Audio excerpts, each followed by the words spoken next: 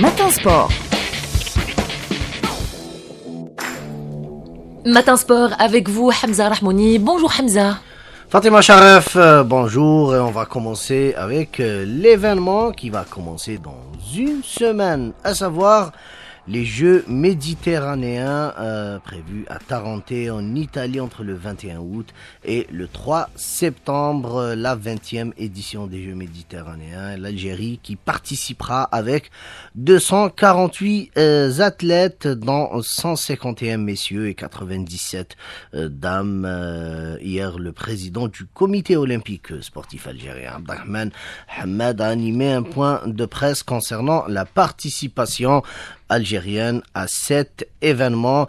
La délégation sportive algérienne sera engagée ainsi dans 27 disciplines sur les 33 inscrites au programme officiel de cette édition qui réunira 26 comités nationaux olympiques. On va écouter Abdelrahman Hamad au micro de Jafar Meddoua. Pour les résultats, ça sera difficile d'avoir les mêmes résultats que Oran. C'est normal, on a participé avec une délégation plus importante. Le plus important, nous avons des athlètes jeunes, notamment les jeunes. Bon, c'est pas la même taille de délégation gagnée qu'à l'époque, on était à presque 500 athlètes. On est pratiquement à la moitié. Sincèrement, il y a des disciplines où on a progressé, il y a des disciplines où il n'y a pas eu de progression. Les porte-drapeaux, ça sera l'escrimeuses Zahra Kihli ou le capitaine d'équipe de volley, Mohamed Walid Abiad. C'est une étape très importante. On est pratiquement à 2 ans des Jeux Olympiques. C'est une étape importante qui marque en 2022 pour 2024. L'Algérie sera ainsi représentée en athlétisme avec 17 athlètes, en tir sportif également avec 17 athlètes, en lutte associée il y aura 14 athlètes, en boxe 12 athlètes, en judo et en gymnastique 12 athlètes chacun. La participation algérienne comprend également l'escrime avec 11 athlètes, le karaté avec 10 athlètes, l'aviron avec 8 athlètes, le badminton 8 athlètes également, tout comme le cyclisme et la pétanque, le canoë-kayak avec 7 athlètes. Il y aura 6 athlètes en tennis de table, la natation avec 5 nageurs, le Rafa par 4 athlètes, le taekwondo 4 athlètes, l'haltérophilie 3 athlètes. Il y aura également les sports collectifs puisque l'Algérie sera présente dans 4 disciplines, à savoir le handball avec les sélections masculines et féminines, le volleyball également sélection masculine et féminine, le basketball à 3 avec les sélections masculine et féminine, ainsi que la sélection masculine de football des moins de 21 ans. Il y aura également la délégation algérienne, comptera par ailleurs le plus jeune athlète de ces Jeux, âgé de 14 ans et engagé en gymnastique. La sélection nationale algérienne masculine qui poursuit sa préparation en prévision des Jeux méditerranéens de Tarente, prévus à partir de la semaine prochaine en Italie, en stage entre la Slovénie et l'Autriche. Les Algériens vont disputer ce vendredi un premier test amical face à la formation autrichienne de HSG Graz, une rencontre programmée à 17h heure algérienne. On passe au football avec tout d'abord cette bonne nouvelle qui concerne l'ancien attaquant des Verts Youssef Belaïli, puisque l'Espérance de Tunis a annoncé hier tard dans la soirée la levée de la sanction infligée à son joueur Youssef Belaïli, et à la suite de cette décision, le contrat qui le liait déjà au club et qui a été réactivé avec une prolongation de contrat d'une saison, faisant ainsi de Belaïli un joueur éligible pour pouvoir rejoindre les 100 et or de la capitale tunisienne. Donc Youssef Belaïli pourra désormais reprendre de la compétition sous le maillot 100 et or de l'Espérance de Tunis. Et l'international algérien Mehdi Dorval, qui évoluait au Sporting Club de Bari en Italie à la série B, s'est engagé pour 3 saisons avec la formation de l'US Catanzaro pensionnaire de la série B italienne. Dorval, 25 ans, quitte ainsi Bari après 4 saisons passées au sein de la formation de Bari, avec laquelle il a progressivement pris une place importante dans l'effectif. Dorval qui compte au total 130 apparitions sous le maillot de Bari, une expérience qui lui a permis de s'affirmer au niveau du championnat italien de second palier, et qui a été d'ailleurs retenu en sélection nationale avant la Coupe du Monde durant les derniers matchs des éliminatoires de la Coupe du Monde 2026 avant d'être écarté de la liste finale par Vladimir Petkovic, l'ancien sélectionneur national, pour la Coupe du Monde.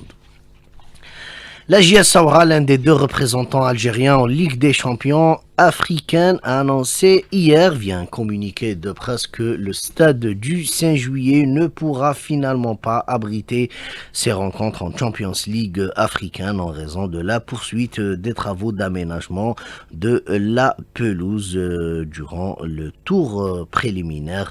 La formation de Béchar, qui signe son retour en Ligue 1 après 7 ans d'absence, affrontera, je rappelle, lors du premier tour préliminaire, les Guinéens de Horia Conakry.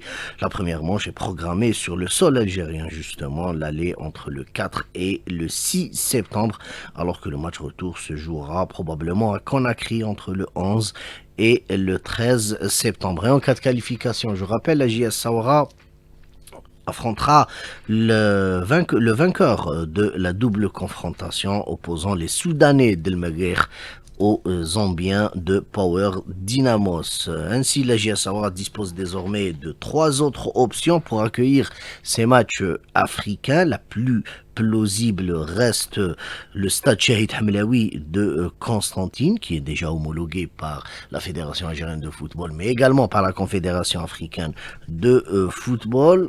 Reste aussi 2 autres stades, le stade Miloud Hetfi d'Oran et le stade Hussein Aït Ahmed de Tizi Ouzou. Je rappelle que la JS Saoura participera à la prochaine édition de la Champions League africaine en étant vice-champion d'Algérie, puisque la JS Saoura a terminé 2e au classement général avec 55 points derrière le triple champion d'Algérie en titre, le Mouloudia d'Alger, avec 10 points de retard, le Mouloudia d'Alger qui a terminé avec 65 points. Le football international est cet accord entre le FC Barcelone et le Paris Saint-Germain.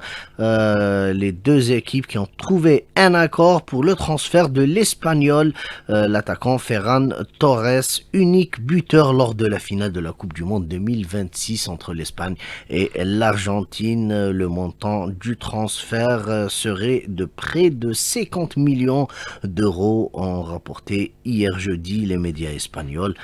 Ferran Torres, qui est arrivé au Barça en 2021 en provenance de Manchester City contre la somme de 55 millions d'euros, l'attaquant de 26 ans qui va signer un contrat de 5 ans pour intégrer les rangs du Paris Saint-Germain, le champion d'Europe en titre et vainqueur récent de la Supercoupe européenne. Le FC Barcelone avait refusé dans un premier temps une première offre, selon la presse catalane, estimée à 40 millions d'euros, avant que les Parisiens ne revoient à la hausse leur proposition estimée à près de 50 millions d'euros. Ferran Torres, qui va être un nouveau joueur du Paris Saint-Germain, lui qui a été souvent décisif comme remplaçant avec le FC Barcelone, où il a inscrit 40 buts en 94 matchs, toutes compétitions confondues, lors des 2 dernières saisons, au cours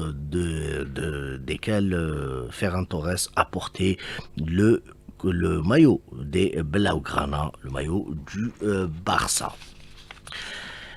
La prochaine édition de la Supercoupe d'Espagne aura lieu finalement au début du mois de février, mais à Istanbul cette fois-ci, et non pas en Arabie Saoudite, où a l'habitude de se dérouler cette Supercoupe d'Espagne, et ce en raison du déroulement en même temps de la Coupe d'Asie des Nations qui aura lieu, rappelons-le, sur le sol saoudien. La Supercoupe d'Espagne édition 2027 va regrouper le FC Barcelone, bien évidemment en tant que champion d'Espagne en titre, son dauphin le Real de Madrid, la Real Sociedad vainqueur de la Coupe du Roi et le finaliste malheureux bien évidemment l'Atlético Madrid. Ce sera sous forme de demi-finale finale entre le 2 et le 7 février au niveau de la ville d'Istanbul. Depuis 2020, cette épreuve se déroule en Arabie Saoudite, mais le pays accueillera l'édition donc de 2027 accueillera l'édition 2027 de la Coupe d'Asie des Nations entre le 7 janvier et le 5 février, ce qui justifie le changement du site. En tout cas, la Supercoupe d'Espagne reviendra en Arabie Saoudite dès l'année 2028. Et cette dernière information, cette triste nouvelle avec le décès de l'ancien gardien de but de la sélection nationale algérienne Abdelrahman Allan, décédé hier jeudi à l'âge de 56 ans. Formé au Mouloudia d'Alger, Abdelrahman Allan a fait ses débuts sous les couleurs du Mouloudia d'Alger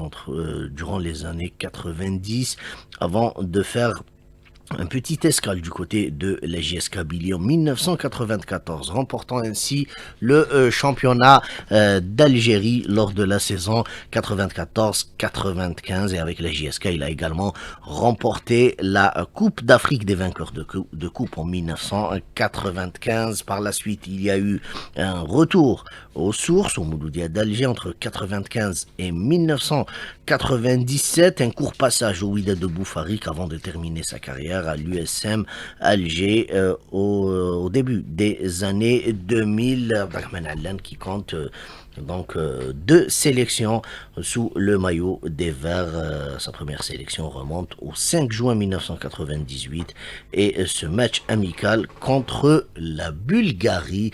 Le service des sports de la chaîne 3 présente ses sincères condoléances à la famille du défunt. Voilà, c'était ainsi cette dernière information, Fatima Sharef. Qui concerne donc ce matin sport et cette information importante, principale, qui concerne la participation aux Jeux méditerranéens. Comme l'a annoncé hier Abdelrahman Hamad, le coup d'envoi est prévu dans une semaine. Merci infiniment Hamza Rahmouni. À tout à l'heure, 8h15, dans le prochain journal sportif de ce 6-9, la matinale sur Alger Chaîne 3. Restez avec nous. On est toujours en votre compagnie dans le radio Réveil sur les 88.4 et les 89.2. Et bien sûr, on vous accompagnera en musique à travers la belle programmation musicale que vous propose Samer Djennadi durant cette matinale. Nous vous remercions de votre fidélité. Nous vous souhaitons de passer un excellent vendredi, une belle suite de votre week-end bien sûr et toujours à l'écoute de nos programmes. Il est 7h30.